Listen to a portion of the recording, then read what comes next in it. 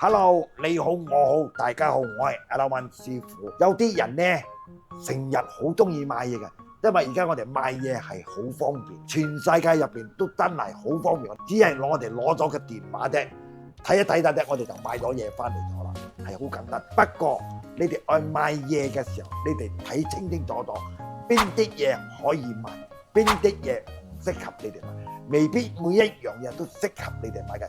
我而家陣所講嘅泰山石敢當嘅泰山石當山，喺嗰度寫字，掛喺嘅自己嘅屋企嘅鋪頭啊又好，掛喺嘅門口嗰度都話明泰山石當山啊！人哋所話大石砸死蟹啊，係唔啱噶。所以我哋買咩都買可以買，不過我哋係睇到啱，真係唔啱。買乜嘢都好，去配合到你嘅屋企嘅門口嘅嘢，唔好見到啊泰山石當山咁樣就買翻嚟掛喺自己嘅門口嗰度去，啱一係唔啱嘅，係唔啱㗎呢樣。所以人哋賣嘅人呢，梗係冇問題啦。你愛我梗係賣俾你啦，人哋都唔知㗎嘛，唔係寫嗰個人唔好，人哋都唔知你愛嚟做咩嘅，擠邊度人哋都冇同你講，人哋諗住你梗係識㗎嘛，你定去買㗎嘛，唔識你買嚟做咩？係咁樣擠上去咩？係咪唔啱咯？明白？唔係人哋嘅錯，係自己嘅錯。人哋每一個人賣嘢俾你哋咧，一定有個原因嘅。不過你要問到清清楚楚佢先，